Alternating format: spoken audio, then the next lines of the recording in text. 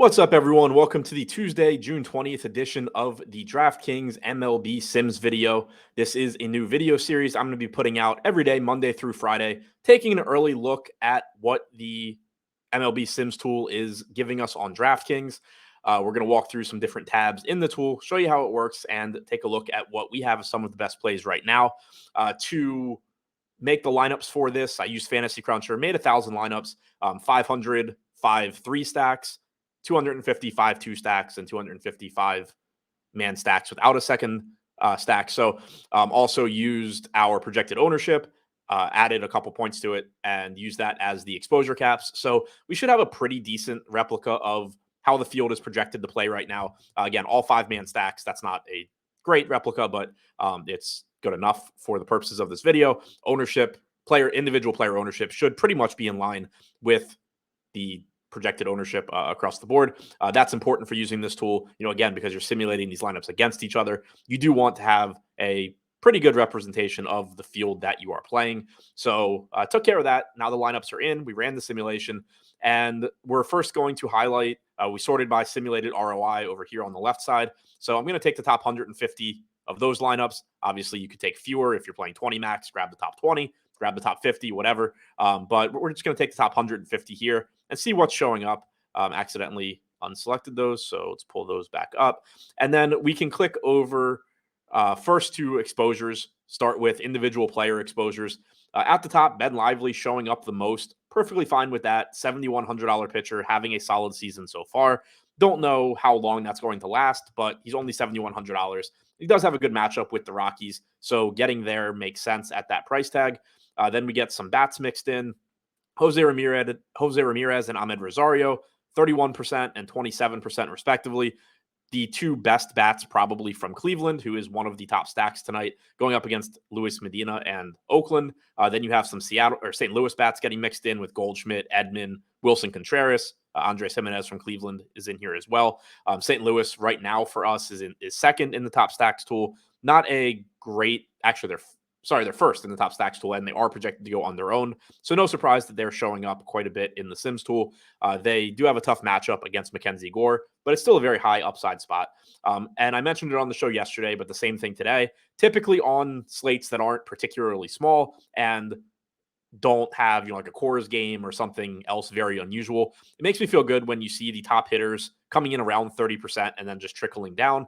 30% is just sort of a mark where, because of how often hitters are going to fail in baseball, when you simulate things out, you're frequently going to see 30% sort of be the artificial cap on hitters. And you're seeing it here with Ramirez at 30%, everybody else below. If we take a look at how the stacks are showing up, first, we have Cleveland, then we have St. Louis. St. Louis, as I said, we have projected to go a bit under-owned, so not surprising that they're showing up a lot despite the difficult matchup with Gore. Cleveland is projected to be a little bit over-owned, but they are also cheap, so all in all, they are still one of the best stacks on the slate. If we look at our top stacks tool, we have Cleveland number 1 in stack score. We have St. Louis number 2, so no real surprise that they are showing up as the top 2 5-man stacks. Then we get a little bit of a step back. You get the Dodgers, the Rockies, the Reds. Again, no real surprises there. The Dodgers have a 4.6 implied run total. They're 5th in stack score. The Rockies are 3rd. The Reds are 4th.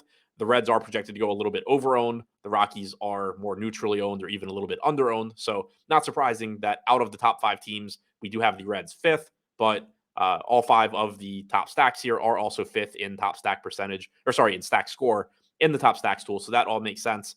We can look individually at some of the players with the highest simulated ROI. Now, what this is telling you is essentially the players that are in the best performing lineups. So you look here, you have Harold Castro from the Rockies getting 13%, Mackenzie Gore, 13%. He's a high upside pitching option. And I know the Cardinals are showing up a lot for us, but in non-Cardinals lineups, Gore is a high upside way to differentiate your lineups. He has one of the highest strikeout percentages on the slate tonight. Tough matchup, so he's not getting much ownership, but 27.5% K percentage is 3rd behind Kershaw and Detmers. So no real surprise that he's showing up as a good contrarian play, essentially. Getting to Trent Grisham from the Padres, Reed Detmers, another one, low owned tonight because he has a tough matchup with the Dodgers, but second best strikeout percentage on the slate, not getting much ownership. So not surprising. He's got a positive simulated ROI. Shohei Ohtani, same type of thing. Very tough matchup against Clayton Kershaw, but ridiculously high upside play that isn't going to get much ownership. So you're kind of seeing here some of, not all contrarian plays, but a lot of contrarian plays that are the most likely to pay off, have the best potential return on your investment. And then you can go here, you can look through the individual lineups. One thing that I think is interesting is because Cleveland is so popular and we do have them projected to go a bit over-owned, but they're still showing up as our top stack. I wanted to see what lineups look like when they 5-man stack Cleveland. So you look through some of these top ones. You have to scroll down a little bit to find a full 5-man Cleveland stack. The first one we get to is, I believe, right here, where we have a 5-man Cleveland stack: Steven Kwan, Ahmed Rosario, Jose Ramirez, Andres Jimenez, and Bo Naylor. So pretty popular Cleveland stack, but we offset that. We have Reed Detmers, who I mentioned before, really tough matchup, but low owned, high strikeout upside, and relatively inexpensive. You have Dylan Cease, also in a tough matchup, getting some ownership, but not as much as your guys at the top, like Garrett Cole, Clayton Kershaw, etc. And then what really is going to make this lineup stand out is the 3-man Angels stack.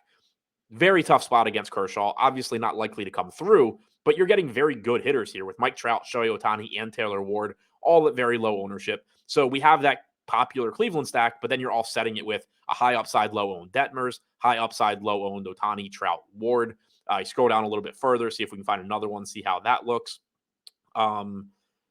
Looks like most of the top stacks are the top of the top are not Cleveland. So that also tells me that Cleveland's probably getting filtered in a bit more in that, like, lineup 50 through 150 range.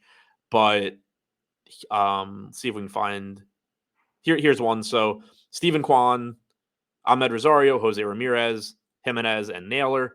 We have a 2-man Cardinal stack with it. So again, that's a team that we're projecting to go under-owned. So we have that in there to balance it out. Wilson Contreras and Tommy Edman.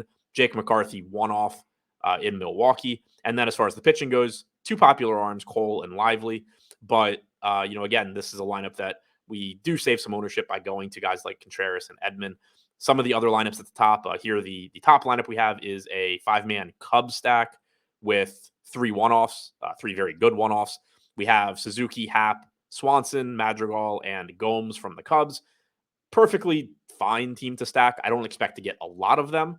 They're not showing up a ton in terms of 5-man stack exposures. As you can see, only 3% total, but the actual top ROI, simulated ROI lineup is a 5-man Cub stack, where, again, you're getting, a relatively low probability stack, but you have Ben Lively and Dylan Cease, 2 high upside mid-range arms. And then the one-offs are what I think really makes this lineup. Paul Goldschmidt, one-off against the lefty Gore. Jose Ramirez, one-off against the righty Medina. And Fernando Tatis, one-off against Anthony DeSclafani. DeSclafani good against righties, but Tatis obviously a very, very high upside play. Here, next, we have a 5-3 Dodgers and Cleveland stack.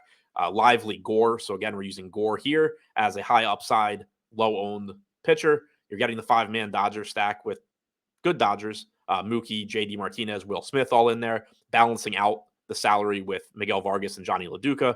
And then you're running it back with a 3-man Cleveland stack. You're getting Rosario, you're getting Ramirez, you're getting Naylor.